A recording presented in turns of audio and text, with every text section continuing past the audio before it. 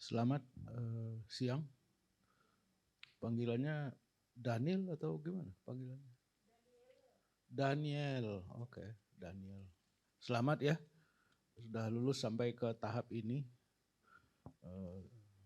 Satu hal yang patut disyukuri lah ya, lulus sampai di sini. Saya sedikit saja ingin bertanya. Pertama, kalau Anda terpilih sebagai komisioner Komnas HAM ya, apa hal prioritas-prioritas apa yang Anda mau lakukan ya?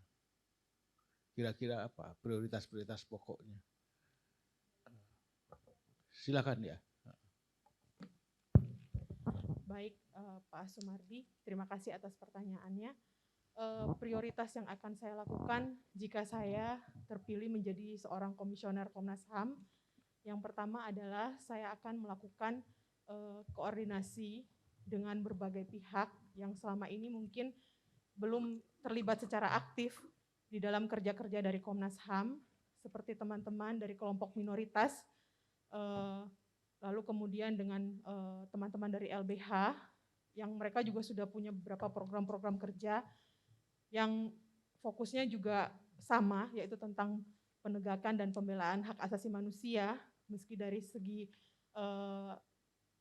kelompok minoritas, dalam hal ini perempuan. Lalu kemudian saya Ya, juga yang baru apa Anda tawarkan, novelty dari Anda sebagai komisioner gitu. Soal yang Anda sebutkan itu sebetulnya bukan hal-hal yang baru gitu. Hal yang mendesak harus dilakukan itu oleh Komnas HAM apa? hal yang mendesak yang harus dilakukan oleh Komnas HAM adalah melakukan reformasi dalam persoalan untuk alokasi anggaran yang saya tawarkan waktu itu terkait dengan keberadaan dari kelembagaan dari Komnas HAM, Pak. Jadi memang anggaran Komnas HAM sekarang nggak cukup. Bagaimana soal alokasi anggaran sebenarnya yang menurut saya sih tidak terlalu maksimal di dalam penanganan untuk kasus-kasus, sehingga masih banyak kasus-kasus yang Oke, dari mana Anda tahu bahwa alokasi anggaran yang ada di Komnas HAM itu tidak dibelanjakan untuk semaksimal mungkin, seefisien mungkin, dan seefektif mungkin? Dari mana Anda dapat tahu itu? dengan melihat bahwa hanya beberapa kasus-kasus pelanggaran HAM berat yang bisa terselesaikan sampai saat sekarang, Pak. Gitu. Jadi mungkin salah satunya yang menurut saya perlu dibenahi adalah mengenai alokasi anggaran dan juga bagaimana kerja dari Komnas HAM untuk berkomunikasi dengan para stakeholder, Pak. Menurut Anda tadi hanya beberapa program yang katakanlah apa ya bagus atau apa? Kira-kira program apa itu? Program yang menurut saya bagus yang mungkin belum disentuh oleh Komnas HAM sampai sekarang adalah bagaimana memberdayakan sebenarnya pembela HAM ya. Dalam hal ini memang kalau saya fokusnya lebih ke isu perempuan, jadi Women Human Rights Defender. Apanya itu kalau HAM-nya perempuan yang perlu diperkuat, diberdayakan, lebih diintensifkan apanya, dalam hal apa? Dalam hal memberikan perlindungan dan juga memberdayakan kelompok-kelompok perempuan, Pak. Dalam hal ini dalam memperoleh haknya gitu.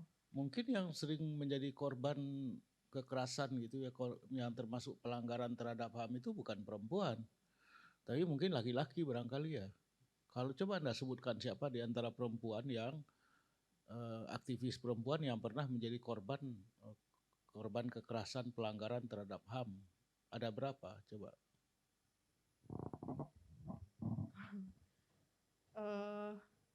Ya Kak, jadi seperti ini sih Pak.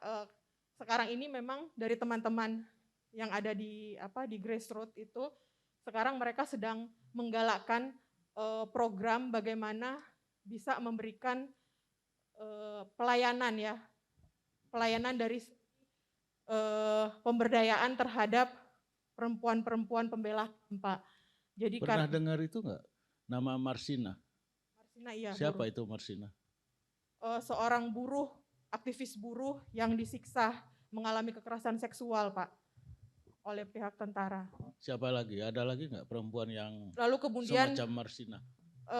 kerusuhan Mei 98 itu banyak juga yang aktivis perempuan yang mengalami kekerasan seksual. Tapi itu dikontes oleh banyak pihak itu, banyak tantangan karena di antara mereka itu ada yang minta suaka misalnya ke Amerika dan kemudian pemerintah Amerika menolak untuk memberikan karena klaim seperti itu, misalnya ada pemerkosaan, ada itu oleh pemerintah Amerika, bagian migrasi atau immigration itu ditolak itu dan banyak yang disuruh pulang kembali ke Indonesia. Jadi mungkin itu harus dilakukan penelitian lebih lanjut. Komnas HAM pernah melakukan penelitian nggak tuh mengenai kerusuhan 98 yang mengejar-ngejar katakanlah terutama warga keturunan itu, ada nggak? Yang saya tahu sih ada Pak, karena waktu itu ada TGPF yang dibentuk oleh Komnas HAM dan juga Komnas Perempuan, waktu itu kebetulan saya masih mahasiswa, itu ada melakukan kunjungan ke beberapa kampus yang menjadi lokasi dari kerusuhan Mei 98 itu. Ya, tapi tidak spesifik perempuan-perempuan di situ diperkosa kan, mungkin kekerasan secara umum, ya kan? Ya. Ya, kekerasan secara umum. Saya ingat tahun 98 itu malah saya menarik kawan-kawan keturunan Tionghoa itu untuk berlindung masuk ke kantor saya dan nggak ada yang mengganggu lagi gitu kan. Memang ada kejadian-kejadian itu, cuma sejauh mana terjadinya kekerasan pelanggaran HAM, ya kan, kekerasan dalam pengertian orang digebuk, disiksa, dipersekusi, perempuan diperkosa dan sebagainya, ini kan masih menjadi tanda tanya. Kira-kira kalau Anda jadi ketua komisioner, menjadi anggota ya, menjadi komisioner Komnas HAM, apa yang Anda harus lakukan dalam kasus ini, spesifik ini, apa yang mau dilakukan? Mencoba kembali membuka data-data serta laporan-laporan yang telah dibuat oleh Komnas HAM pada periode-periode yang lalu, kemudian mencoba berkoordinasi dengan beberapa lembaga yang terkait, termasuk juga dengan komisi-komisi nasional seperti Komnas Perempuan, lalu juga Komnas Perlindungan Anak, dan pihak DPR, serta juga dari institusi penegak hukum, Pak. Kira-kira kenapa kasus itu kayaknya dari kasus itu tidak ada kemajuan sama sekali, nggak ada, seolah-olah dilupakan. Menurut kenapa itu? Kalau menurut saya Pak, karena ini setiap kali kita berbicara mengenai pelanggaran HAM berat, itu tidak hanya persoalan terkait dengan hak asasi manusia, tapi juga ada kepentingan-kepentingan politik di situ. Jadi di dalam proses untuk penyelesaian dari kasus-kasus tersebut juga harus melibatkan berbagai pihak, berbagai institusi, dan juga berbagai isu di dalam situ, Pak. Anda pernah dengar cerita tentang Kamisan nggak? Kamisan saya tahu, Pak. Apa itu? Ibu-ibu yang menjadi koalisi korban ya, bukan koalisi sih, kelompok korban, keluarga korban yang menuntut haknya supaya dipenuhi oleh pihak negara. Dan mereka setiap Kamis menggunakan pakaian hitam itu berdiri di depan istana. Seperti itu, Pak. Menurut Anda bagaimana seharusnya itu? Nah, seharusnya Komnas HAM untuk ke depan juga lebih memperhatikan kelompok-kelompok korban seperti kelompok Kamisan, lalu kemudian juga teman-teman dari kelompok perempuan pembela HAM, lalu kemudian juga korban ibu-ibu korban 65, itu juga harus sering diajak untuk berdiskusi, sering diajak didengarkan apa yang menjadi keinginan mereka, Pak. Anda tahu nggak mengenai kasus Sambo itu? Kasus Freddy apa? Sambo. Freddy Sambo, ya. Tahu, ya kan? Tahu, Pak.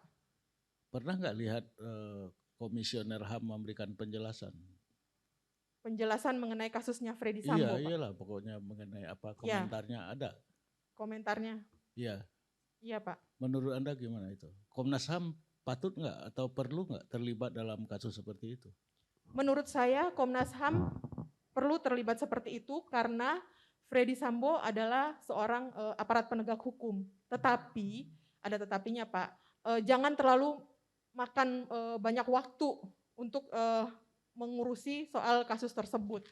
Karena masih banyak hal-hal lain yang lebih penting yang perlu diperhatikan oleh Komnas HAM sebagai sebuah institusi nasional untuk hak asasi manusia. Ada input dari masyarakat kepada kita ya, pansel gitu. Ada itu dianggap kurang inisiatif.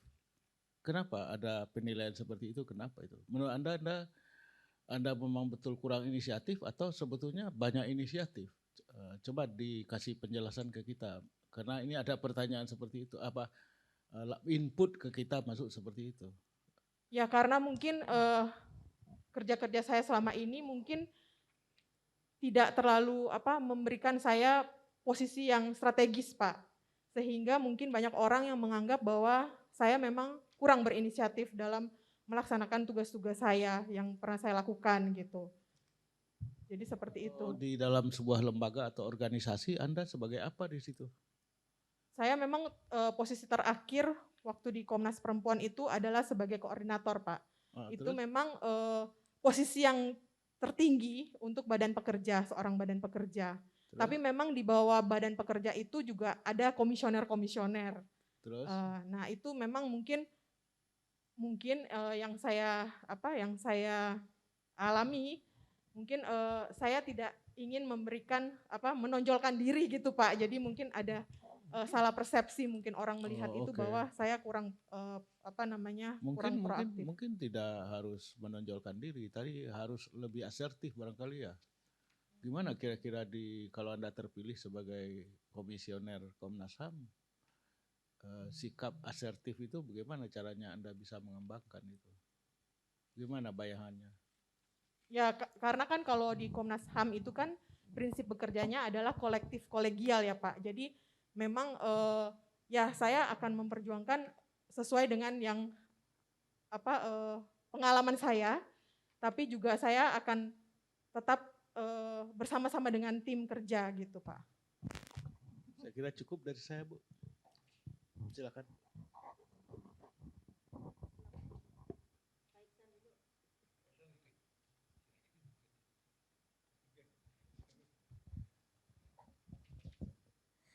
Baik, selamat siang Bu Daniela.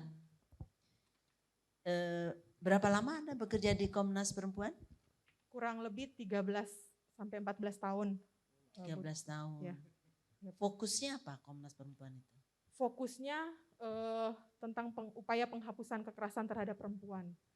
Tapi fokus yang saya kerjakan selama saya bergabung di Komnas Perempuan itu macam-macam, Prof. Haristuti.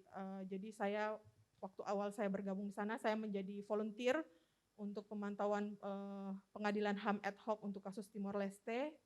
Lalu kemudian saya menjadi koordinator untuk divisi reformasi hukum dan kebijakan yang fokus kepada proses advokasi kebijakan-kebijakan, terutama salah satunya adalah tentang undang-undang penghapusan kekerasan dalam rumah tangga, lalu kemudian undang-undang perlindungan saksi dan korban, dan yang habis itu saya berada di gugus kerja untuk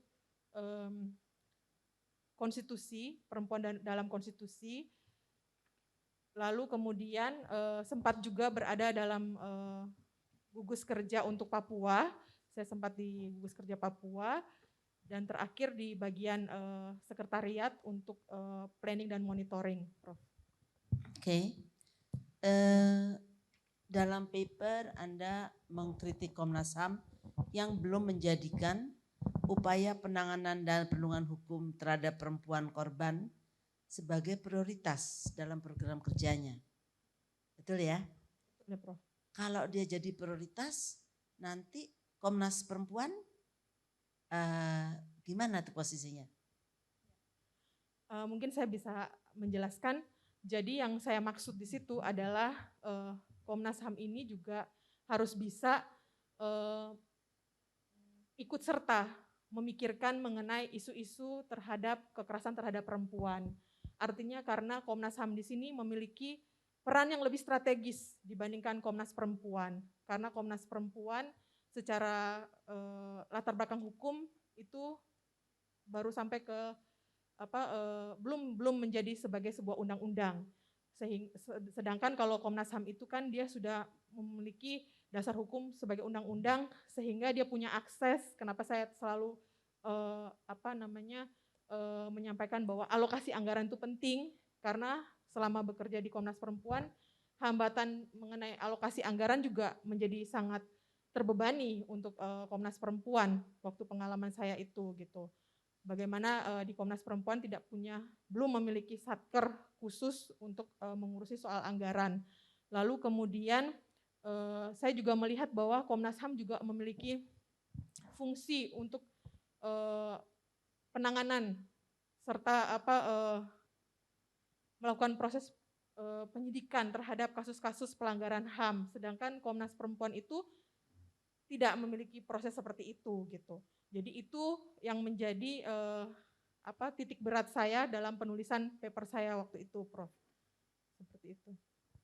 Oke, jadi tadi sebenarnya Prof. Azra sudah menanyakan. Pertanyaan saya lebih spesifik. Apa yang akan Anda lakukan dalam 3 bulan pertama apabila Anda terpilih jadi komisioner? Ya, yang akan saya lakukan dalam waktu 3 bulan pertama itu adalah melakukan koordinasi dengan komisioner-komisioner yang lalu untuk segera mengurusi ya, maksudnya kasus-kasus yang menjadi kasus-kasus penting yang harus tertangani segera mungkin oleh Komnas HAM, termasuk juga PR-PR terkait dengan penyelesaian untuk kasus-kasus pelanggaran HAM berat. Gitu, Bu. Itu yang pertama yang akan saya lakukan. Lalu kemudian yang tahap kedua adalah mengundang atau melibatkan para stakeholder, termasuk juga teman-teman yang ada di seperti di LBH, lalu kemudian yang memiliki program-program kerja yang juga sangat ideal, tetapi kemudian selalu terhambat karena mereka kurang memiliki akses untuk berdialog baik dengan DPR ataupun dengan pemerintah ataupun dengan institusi penegak hukum gitu. Karena menurut saya Komnas HAM ini adalah sebagai sebuah lembaga yang sangat ideal di dalam untuk penuntasan terhadap kasus-kasus pelanggaran HAM berat. Seperti itu, Bu. Tapi ada 12 kasus yang belum selesai ya. Bagaimana Anda memikirkan strategi untuk penanganan pelanggaran HAM berat dari LSM-LSM lain, kalau yang ada di Komnas HAM sendiri belum bisa diselesaikan? Itu gimana tuh caranya? Nah itu kalau melihat dari program kerja dari Komnas HAM itu kan, dari Komnas HAM itu kan terdiri dari beberapa bagian. Jadi ada bagian. Saya fokusnya pada ini karena tadi Anda sebutkan ya bahwa Anda akan bertemu dengan LSM-LSM YLBHI untuk penanganan pelanggaran HAM berat. Padahal Anda sendiri, Komnas HAM sendiri PR-nya masih banyak gitu loh dan belum selesai. Lalu apa gunanya mengundang mereka-mereka kalau toh keputusannya tidak di tangan mereka?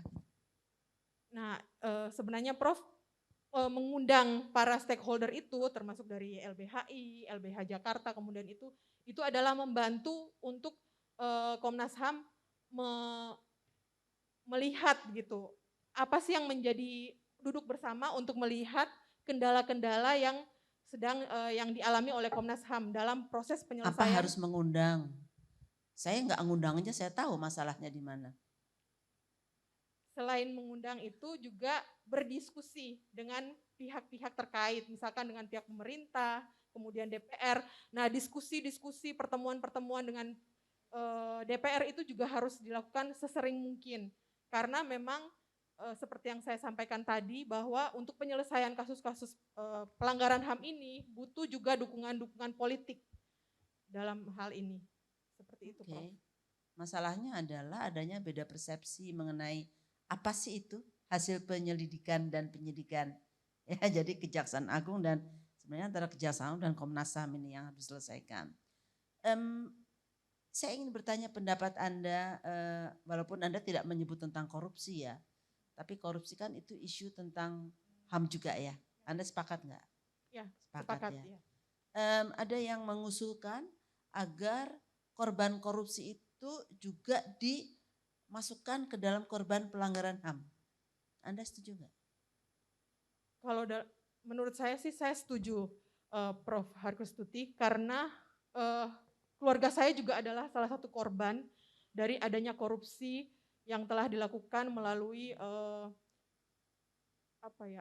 perusahaan-perusahaan asuransi seperti itu gitu. Jadi saya melihat bagaimana kelompok korban itu berusaha sekuat mungkin memperjuangkan nasibnya tanpa adanya bantuan dari pihak negara.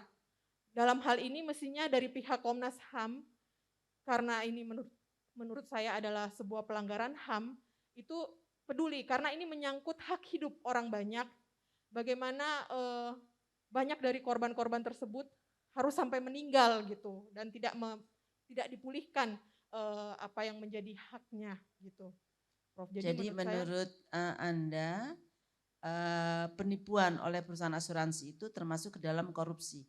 Ya, karena dalam hari ini pemerintah juga mengetahui ada izin yang jelas dari perusahaan-perusahaan tersebut untuk berada di Indonesia gitu. Dan itu dilakukan secara legal, tapi kemudian setelah ada persoalan-persoalan itu saling tutup menutupi dan yang selalu dirugikan adalah ya pihak konsumennya itu yang tidak bisa tidak tahu harus bagaimana lagi saat sekarang ini gitu, Prof. Oke, mungkin perlu didalami ya nanti ya definisi korupsi Ya. adalah undang-undang tindak pidana korupsi. Oke, baru-baru ini kita April lalu kita punya undang-undang tentang kekerasan seksual. Anda terlibat di situ? Ya, saya terlibat tapi memang tidak seaktif waktu saya membantu untuk advokasi undang-undang PKDRT, Prof. Oke. Salah satu pasalnya adalah tentang korporasi. Menurut Anda apa sih tanggung jawab korporasi?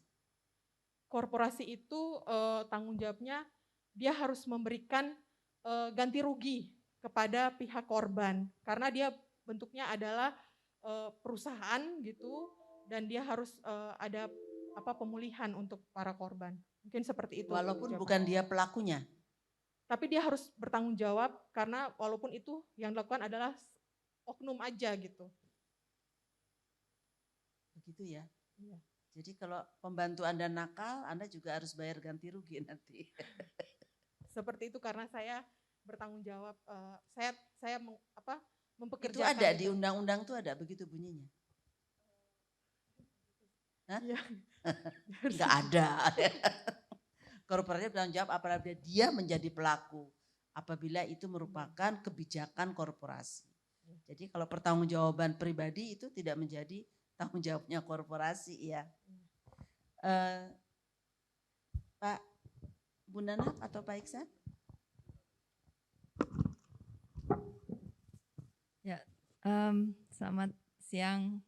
Saya kenalnya Nanen nama panggilannya dulu di Komnas Perempuan. Udah lama nggak ketemu ya. Ya. Saya lihat karena udah lama nggak ketemu, jadi saya lihat riwayat kerjaannya. Setelah selesai di Komnas Perempuan tahun 2013, sempat 1 tahun di program internasional tentang kesehatan reproduksi ya. Ya. Kemudian setelah itu jadi advokat pro bono ya. Betul. Pro bono di LBH Apik, kemudian di PGI untuk khususnya untuk paralegal pelayan gereja di NTT. Jadi 7 tahun terakhir kerja relawan begitu ya? Betul ya. Oke. Saya mau mulai dengan ini, waktu di Komnas Perempuan sempat di gugus kerja Papua ya. Betul. Jadi saya mau tanya soal Papua nih sekarang. Tapi dengan mandatnya Komnas HAM. Dan kalau kita mengikuti perkembangan peraturan perundangan yang muncul, sebenarnya Komnas HAM punya tugas-tugas yang telah dimandatkan oleh 5 undang-undang yang berbeda-beda. Ada tentu undang-undang HAM, ada undang-undang pengadilan HAM itu sejak cukup awal. Kemudian ada undang-undang diskriminasi, penghapusan diskriminasi ras dan etnis. undang-undang penanganan atau konflik sosial, dan yang terakhir baru-baru ini undang-undang tindak pidana kekerasan seksual. Kira-kira dengan mandat yang seperti ini berdasarkan undang-undang tersebut, bagaimana jika Anda jadi komisioner di Komnas HAM, bagaimana Anda akan melangkah untuk persoalan Papua hari ini atau 5 tahun ke depan? Karena mandatnya udah makin banyak. Silakan. Ya. Terima kasih Ibu Nana. Untuk rencana saya untuk ketika saya akan terpilih menjadi komisioner Komnas HAM itu adalah pertama saya akan mungkin bersama-sama dengan komisioner yang lain adalah melihat secara lebih detail lagi tentang data-data yang sudah dimiliki oleh Komnas HAM selama ini seperti apa.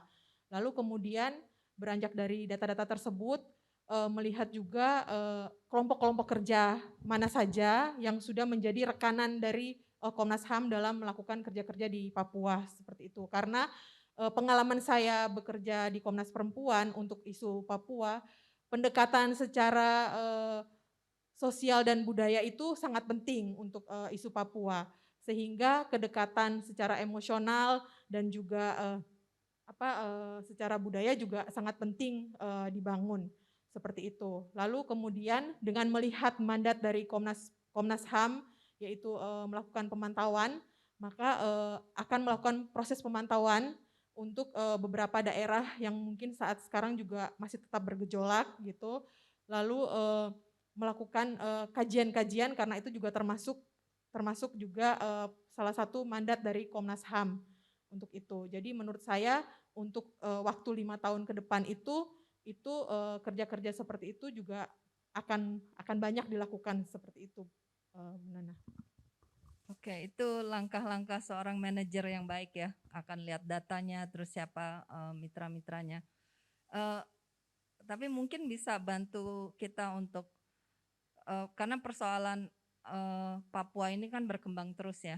Sekarang masalah Papua ini sedang ada di mana gitu, dan membutuhkan satu langkah oleh Komnas HAM yang seperti apa pada saat ini. Mungkin juga kalau tadi mau mengumpulkan informasi tentang apa yang sudah dilakukan Komnas HAM, mungkin juga bisa disampaikan juga kira-kira Komnas HAM-nya sendiri sejauh ini melakukan apa di Papua dan next-nya apakah itu diteruskan atau akan ada sesuatu yang berbeda, apakah ada pendekatan tertentu yang dalam bayangan Daniel itu perlu dijalankan untuk ada terobosan di Papua. Silakan. Hal yang mungkin bisa dijadikan sebagai terobosan adalah bahwa untuk isu Papua itu kan sebenarnya sudah ada roadmap Bu Nanah, bahwa itu menggambarkan sebenarnya hal-hal atau isu-isu apa saja yang memang sampai saat sekarang ini masih belum bisa terselesaikan, sehingga hal tersebut bisa menjadi panduan. Dan juga memang proses pemantauan itu memang yang harus tetap dilakukan oleh Komnas HAM ke depan dengan lebih banyak lagi melibatkan kelompok-kelompok masyarakat lokal dari Papua. Mungkin seperti itu. Lalu kemudian juga harus melibatkan juga para pemuka-pemuka agama, karena kebetulan juga saya punya pengalaman juga dari pihak Perhimpunan Gereja-Gereja Indonesia. Di situ juga dari pihak PGI juga sudah melakukan proses sebenarnya semacam kaderisasi terhadap para pemuka-pemuka agama ini supaya lebih memahami tentang isu-isu HAM, lalu pelanggaran HAM juga di sana gitu, seperti itu Mbak. Ini di Papua sekarang ini ada upaya untuk pemekaran ya, pemekaran menjadi yang tadinya dulu 1 provinsi udah jadi 2 dan sekarang kemungkinan akan cukup banyak provinsi di sana. Apakah itu akan mempengaruhi upaya penegakan HAM di Papua menurut Daniel? Ya, pengalaman waktu saya masih berada di Komnas Perempuan juga beberapa tempat juga memang hasil dari pemekaran itu juga memang memang itu akan menjadi sedikit hambatan ya, menjadi hambatan di dalam proses untuk penegakan HAM karena memang wilayah-wilayah yang dilakukan pemekaran tersebut bisa dilihat bahwa penduduknya tidak ada bahkan jadi hanya namanya saja seperti itu. Lalu kemudian aparat pemerintahnya juga tidak lengkap seperti itu. Jadi itu juga menjadi salah satu hambatan juga seperti itu. Bisa diteruskan nggak kira-kira gimana tuh kalau ada provinsi baru, orang pemerintahnya tidak ada, terus tidak ada penduduknya, itu terus nanti bisa jadi pelanggaran HAM-nya gimana? Nah, itu bisa menjadi semacam rekomendasi untuk rekomendasi kepada Komnas HAM untuk menyampaikan kepada pihak pemerintah pusat dan juga DPR bahwa memang hasil dari pemekaran yang dilakukan di wilayah Papua itu adalah hasil yang tidak maksimal, artinya hanya untuk kepentingan politik saja seperti itu, Mbak. Jadi harus ada lobby-lobby yang lobby-lobby di tingkat nasional terkait dengan hal tersebut gitu, dan itu harus menjadi semacam rekomendasi di dalam laporan tahunannya Komnas HAM.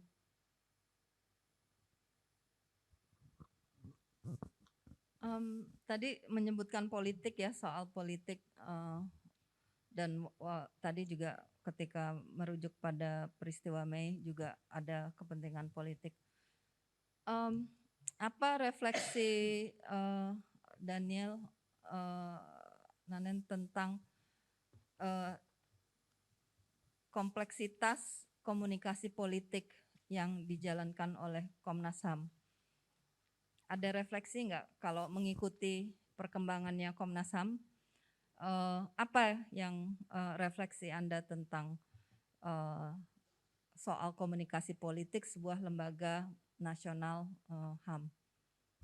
Pada prinsipnya terkait dengan politik ini mestinya dari pihak Komnas HAM sendiri itu sebagai sebuah institusi hak asasi manusia mestinya itu harus netral, Bu Nana. Jadi memang dialog-dialog politik yang dibangun oleh Komnas HAM ke depan itu harus bisa lebih kuat tanpa ada pemihakan kepada kelompok-kelompok politis manapun seperti itu.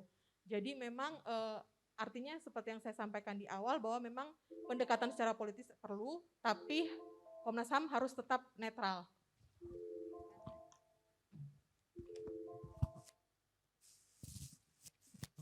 Baik, ya, Saudara Daniel, sekarang ini saya lihat paper-paper Anda lebih banyak bicara soal tentang kekerasan dan juga ini terhadap perempuan ya.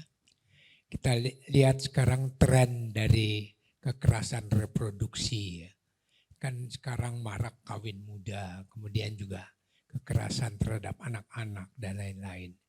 Bagaimana Anda melihat hal ini sebetulnya? Nanti dikaitkan juga dengan, ya kelihatannya kekerasan ini semakin lama kok makin mendalam gitu ya, makin muda kecenderungannya pada perempuan yang lebih muda lagi dan ini lagi. Bagaimana Anda melihat tren semacam ini sebenarnya dalam konteks kekerasan terhadap perempuan? Baik Pak Iksan, kalau pendapat saya berkaitan dengan adanya isu pernikahan dini, lalu kemudian banyak yang anak-anak yang dikawinkan secara paksa untuk beberapa daerah seperti di Sumba itu ada kawin paksa seperti itu. Menurut saya adalah kekurangannya karena pendidikan yang memang masih kurang terkait dengan isu-isu tentang kesehatan reproduksi dan seksualitas. Karena pengalaman waktu saya bekerja untuk isu seksualitas dan reproduksi, untuk menyampaikan pendidikan mengenai seksualitas sendiri itu sudah banyak ada banyak pertentangan-pertentangan khususnya untuk beberapa wilayah di Indonesia, sehingga info-info penting berkaitan dengan kesehatan reproduksi, kemudian tentang seksualitas tersebut itu tidak bisa tersampaikan secara baik gitu. Nah, hal ini juga menjadi penting di dalam nanti untuk proses kerja-kerja dari Komnas HAM, karena ini kan juga kita berbicara, kalau kita berbicara mengenai anak, ini kan berarti kita berbicara mengenai generasi penerus bangsa yang harus dilindungi oleh negara. Dalam hal ini juga harus dilindungi oleh Komisi Komnas HAM gitu ya. Sehingga penting untuk Komnas HAM juga paling tidak terlibat di dalam proses-proses kajian untuk melakukan sosialisasi, karena Komnas HAM juga memiliki peran untuk melakukan penyuluhan gitu. Jadi ini juga bisa masuk sebagai materi dari penyuluhan untuk Komnas HAM secara berbicara mengenai hak asasi manusia secara luas seperti itu, Pak.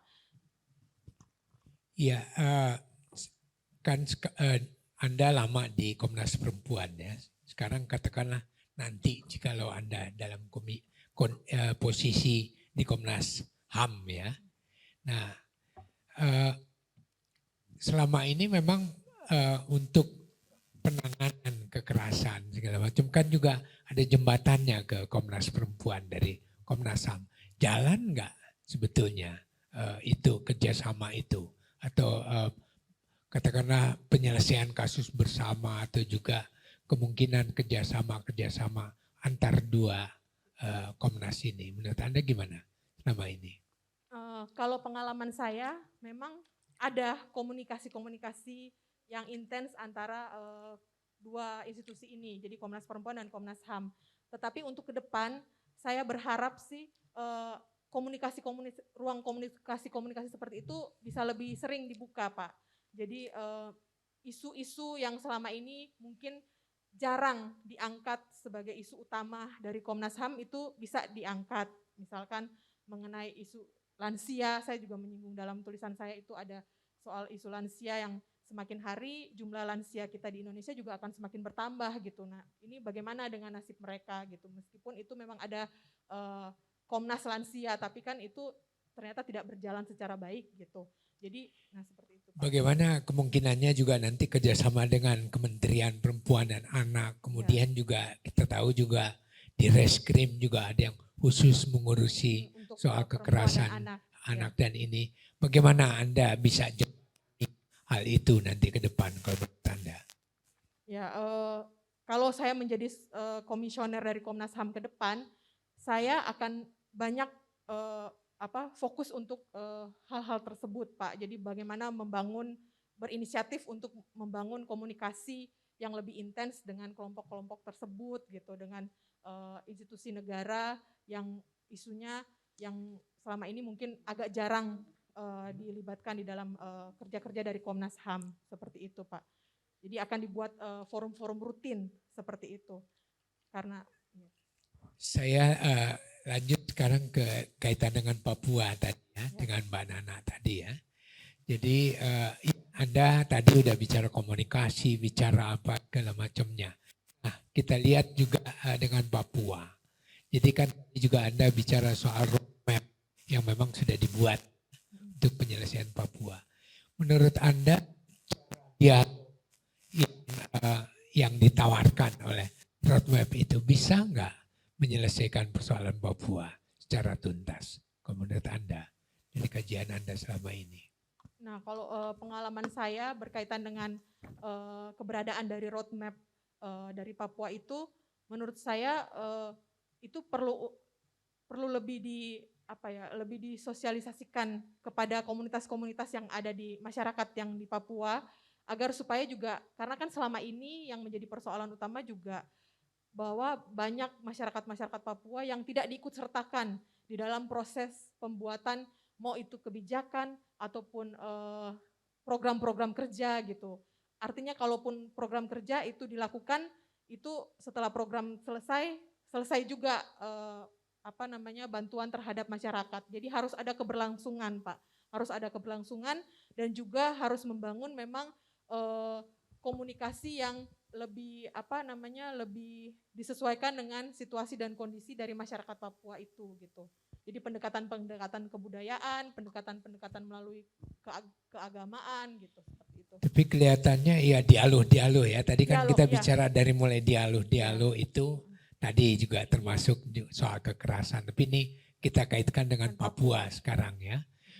Nah, di mana sebetulnya macetnya dialog ini ya. Jadi selalu salah satu titik macetnya misalnya di pelurusan sejarah atau juga di beberapa isu-isu yang ini.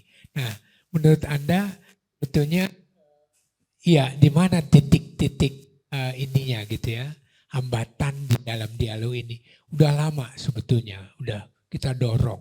Kita juga bukan main sebetulnya upaya-upaya untuk mengembangkan dialog ini. Tapi toh tetap macet juga. Titik-titik macetnya di mana? Apakah di pelurusan sejarah itu menurut Anda titik macetnya atau di mana? Menurut saya memang salah satu yang menjadi hambatan dari tidak berjalannya program-program yang ditawarkan oleh pemerintah pusat kepada pihak Papua adalah salah satunya itu adalah pelurusan sejarah, Pak, salah satunya. Lalu kemudian hal berikutnya adalah bagaimana sebenarnya keinginan dari pihak pemerintah pusat untuk menyelesaikan persoalan Papua itu gitu. Jadi jangan ada dukungan-dukungan untuk kepentingan-kepentingan politik. Apalagi juga sekarang ini sudah akan menuju pemilu 2024, kemudian banyak sekali mungkin partai-partai politik yang menawarkan program-program yang sangat ideal kepada masyarakat Papua gitu, tapi kemudian itu hanya sebagai tawaran belaka gitu, Pak. Gak ada persoalan dengan political will dari pemerintah daerah juga kalau menurut Anda? Atau sebetulnya ya pusat, ya daerah, ya sama-sama juga gak punya political will sebetulnya dalam kasus ini?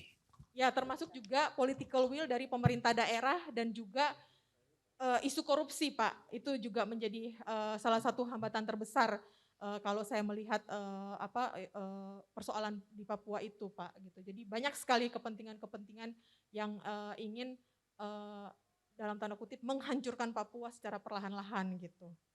Seperti itu, Pak. Jadi masih jauh ya untuk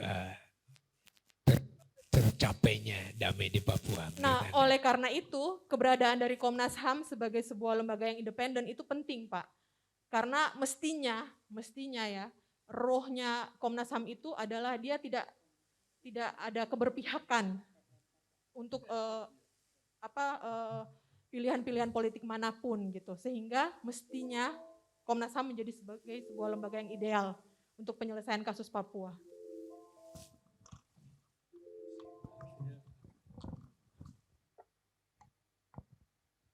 Selamat siang, Mbak Daniel. Siang, Pak Makarim. Saya mendengar dengan seksama jawaban-jawaban Anda yang sistematis dan juga firm ya.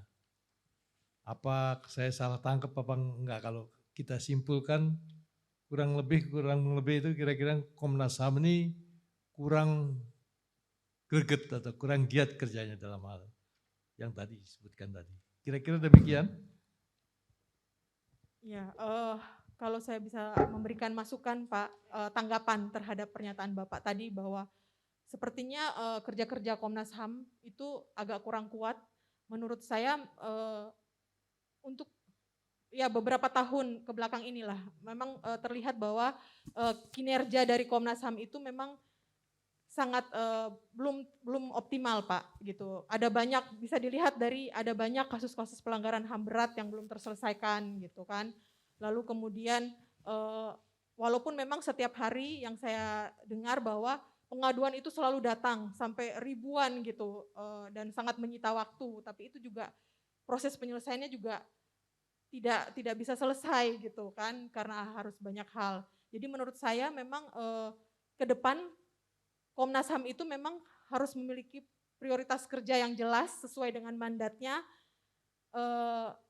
Ya seperti contohnya sekarang ini gitu yang kasus Brigjen J itu gitu, bahwa jangan terlalu terbuai mengikuti kemauan dari pihak-pihak tertentu, hanya fokus kepada hal tersebut gitu. Karena banyak sekali pekerjaan-pekerjaan lain yang juga menunggu penyelesaian dari Komnas HAM. Mungkin itu yang yang terlihat selama ini gitu. Jadi Komnas HAM seakan-akan hanya seperti memetakan saja gitu pekerjaan-pekerjaan apa yang sekiranya itu yang membuat masyarakat ini gitu terlihat di depan masyarakat gitu. Ini kan kita ini sebagian dari masyarakat, Pansel ini kan sebagian dari masyarakat ya. Kita kan mengharapkan bahwa Komnas HAM ini jadi tokoh guru lah, yang paling depan ya di bidang hal untuk mengenai. Nah kalau Anda terpilih ya menjadi komisioner HAM yang baru periode 2022 sampai 2000 itu ya, itu apa yang akan Anda kerjakan supaya kita itu menjadi lembaga yang dependable, ya, respectable, ya, dan juga mempunyai wibawa, ya, sehingga bisa berpengaruh pada masalah-masalah yang menyangkut mengenai perlindungan maupun penghormatan pada HAM. Ya. Yang akan saya lakukan itu adalah mengembalikan posisi dari Komnas HAM yang mungkin selama ini sudah banyak terpengaruhi oleh urusan-urusan politis aja gitu, Pak. Jadi harus kembali kepada mandat-mandat penting apa yang harus diemban oleh Komnas HAM, termasuk juga mencoba untuk menyelesaikan apa yang menjadi tugas-tugas yang selama ini belum bisa terselesaikan oleh Komnas HAM untuk kedepannya. Seperti itu. Orang berbicara ya bahwa keberhasilan suatu komisi yang namanya Komnas HAM atau Komnas Perempuan atau Komnas lain itu karena juga dukungan masyarakat ataupun harapan masyarakat yang bersama pada situ ya. Nah, bagaimana menanamkan pada masyarakat ya bahwa Komnas HAM itu merupakan suatu badan yang berkinerja ya semata-mata untuk kebaikan masyarakat. Selamat. Yang harus dilakukan oleh Komnas HAM juga adalah lebih sering mengupdate perkembangan-perkembangan apa saja atau capaian-capaian apa saja yang telah dilakukan oleh Komnas HAM, mungkin secara periodik, Pak. Jadi supaya orang juga paham, masyarakat juga paham bahwa ada perkembangan yang lebih dinamis yang dihasilkan oleh Komnas HAM sebagai sebuah lembaga negara. Dan Komnas HAM juga harus bisa melakukan komunikasi-komunikasi yang strategis baik dengan pihak masyarakat, pemerintah atau juga dengan institusi penegak hukum. Yang mungkin selama ini termasuk juga DPR yang mungkin selama ini memang tidak dilakukan secara periodik tapi hanya mungkin case by case gitu. Jadi itu yang harus lebih ditingkatkan. Jadi diplomasi dan komunikasi itu menjadi hal penting untuk ke depan. Anda kan memiliki pengalaman soal Papua ini ya, malah sudah pernah ke sana juga kan?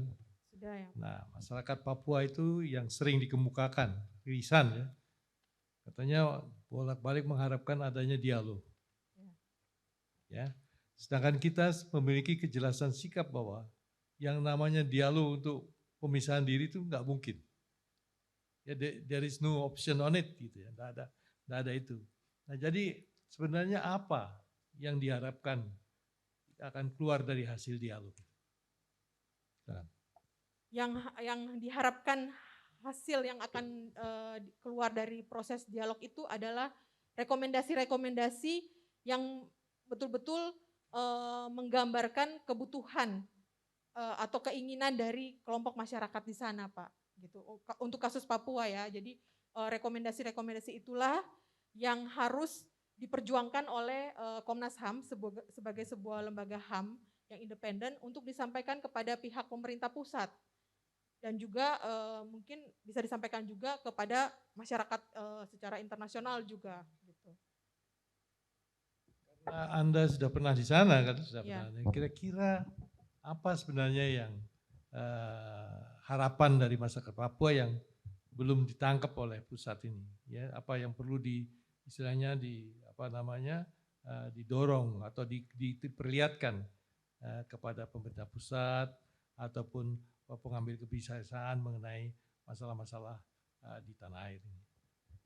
Yang masih menjadi hambatan di sana adalah pengakuan dari pemerintah pusat bahwa masyarakat Papua, terutama masyarakat yang berada di komunitas-komunitas itu, mereka memiliki kekuatan untuk untuk memiliki hak yang sama dengan masyarakat Indonesia di wilayah lainnya gitu. Jadi hal tersebut yang selama ini menurut saya yang belum terkomunikasikan secara baik gitu. Jadi bagaimana keterlibatan dari kelompok-kelompok masyarakat ini juga masih jarang gitu dilibatkan dalam proses-proses pengambilan keputusan ataupun dalam proses untuk pemantauan gitu, maksudnya untuk mengevaluasi apakah rekomendasi yang telah mereka sampaikan kepada pihak pemerintah itu telah betul-betul dijalankan oleh pihak pemerintah. Itu Pak jawaban saya. Ini waktunya sudah mepet, pertanyaan terakhir. Ya. Pertanyaan terakhir ya.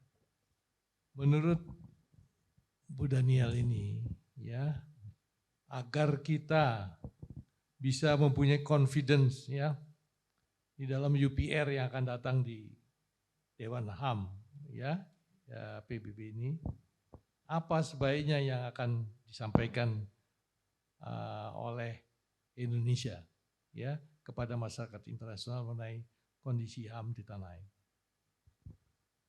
Yang penting kita sampaikan kepada pihak masyarakat internasional tentang kondisi Indonesia bahwa pelanggaran HAM memang masih terus terjadi. Tetapi dengan adanya komisi-komisi nasional seperti Komnas HAM, Komnas Perempuan, maka untuk ke depan pelanggaran-pelanggaran tersebut bisa terselesaikan secara baik. Artinya baik di sini adalah bahwa korban-korban dari pelanggaran HAM tersebut dapat diberikan hak-haknya. Seperti itu, Pak. Daniel, siang ini sudah menjelaskan dengan panjang lebar dengan jawaban-jawaban yang baik ya selama 1 jam ya. Jadi atas nama semua pansel saya mengucapkan terima kasih banyak ya. Kita akan mempertimbangkan dengan seksama hasil-hasil daripada tanya jawab kita ini. Baik. Nanti kita sampaikan hasilnya dengan secepatnya. Baik. Makasih banyak. Ya. Terima kasih Pak Makarim. Terima kasih semuanya. Ya.